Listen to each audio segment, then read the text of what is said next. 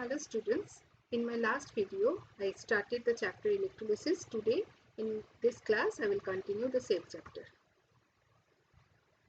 See, let us discuss the electrolysis of aqueous copper sulfate solution. There are two different types of electrolysis of aqueous copper sulfate solution. First, we can do in presence of active electrodes. Active electrodes, I said copper, nickel, platinum, copper, nickel, silver, these are the active electrodes. Now here we are taking copper as the anode, which is an active electrode. Electrolyte, we are taking copper sulfate solution and it is aqueous, so there will be the dissociation of water also. Now see, copper sulfate will dissociate to form copper 2 plus and SO4 2 minus, and likewise H2O will dissociate to form H plus and OH minus.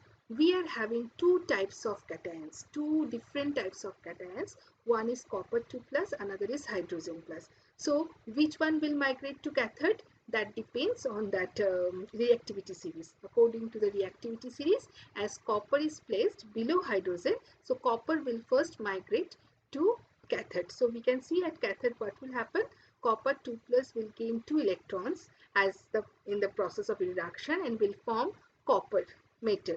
At anode, what will happen? See, we are having two different types of anions, SO4 2 minus and OH minus, that is one sulfate and hydroxide, but nobody will migrate.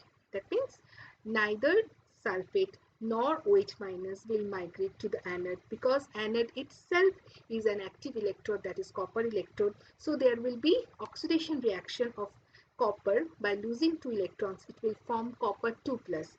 And this copper 2 plus ion, which is blue in color, will move to the solution after the formation of copper 2 plus.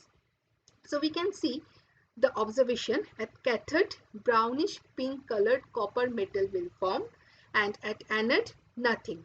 No product will form at anode. There will be a loss of mass of anode because the anode, which is made up of copper, is reducing by the formation of copper 2 plus, which is moving to the solution.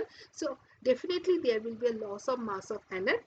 And another observation, blue color of the solution will remain unchanged. That means that copper sulfate is dissociating to form copper 2 plus, which is blue in color, and this copper 2 plus is moving to the cathode, making the solution colorless. But again, this copper 2 plus, which is forming at anode, is coming back to the solution to make the solution blue. So we can say that blue color of the solution will remain unchanged.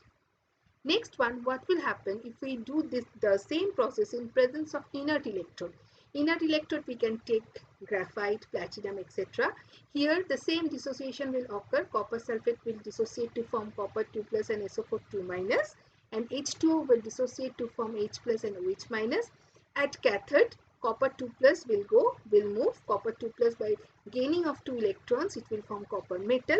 And as here I have taken inert electrodes, so what will happen? This OH minus, which is placed below sulfate in the electrochemical series or reactivity series, this OH minus will move to the anode, and by losing 1 electron, it will form OH radical, and from OH radical we will get water and oxygen. So product at anode will be oxygen gas. Product at cathode will be the same as copper metal, and product at anode will be oxygen gas.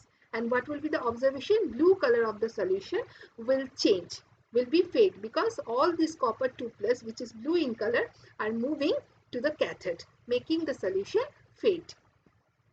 Next is application of electrolysis. There are three applications, main applications of electrolysis.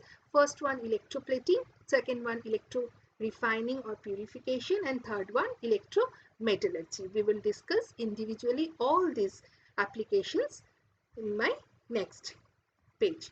Now see, first one, electroplating of metal. What is electroplating? Electroplating is the electrolytic process of deposition of a superior metal. Superior metal, for example, nickel, silver, aurium, that is gold, chromium, etc., on the surface of a baser metal like iron, copper, brush, etc. Now the question is, why do we electroplate the metal? Why do we electroplate the metal? We electroplate the metal to make it more attractive. The first point may be like that: to make it more attractive, to prevent rusting or to prevent corrosion, and next one, to increase to enhance its resistivity. Okay, so next one, the conditions. Conditions, the article to be electroplated is always placed at the cathode because during electrolytic reaction, the metal is always deposited at the cathode by gaining of electrons. Next one, the metal to be plated on the article is always made up the anode because at anode oxidation occurs and the metal is coming by the formation of metallic ion to the solution, and from the solution it is going back to the cathode to deposit on the baser metal. Next one, the electrolyte must contain ions of the metal used for the plating on the article because the electrolyte dissociate into ions of the metal which migrate towards the cathode and are deposited as neutral metallic atoms on the cathode. Next one, a low current for a longer time should be used because higher current causes uneven deposition of the metal. Longer time and low current initiates a thicker uniform deposition. So we can say for the uniform smooth deposition we need a low current for a longer time. Next one, a direct current and not AC current should be used because AC current causes discharge and ionization of alternate at the cathode, thus giving no effective coating. So we are taking an example like electroplating with nickel on iron. That is, with nickel on iron, the metal to be electroplated is Fe, and by which it is electroplated it is nickel. So electrolyte, we will take nickel sulfate. Always we are taking the electrolyte where we are having the same ion, same cation with the anode one. So cathode we are taking iron because I said the condition is the metal on which we are electroplating always kept at cathode, and by which we are electroplating always kept at anode. So nickel sulfate will dissociate to form nickel 2 plus and sulfate 2 minus, and water, it is as it is aqueous solution, will dissociate to form H plus and OH minus.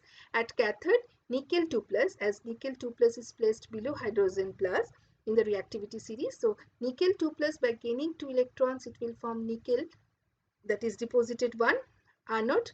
That nickel will lose 2 electrons to form nickel 2 plus, which will go to the solution.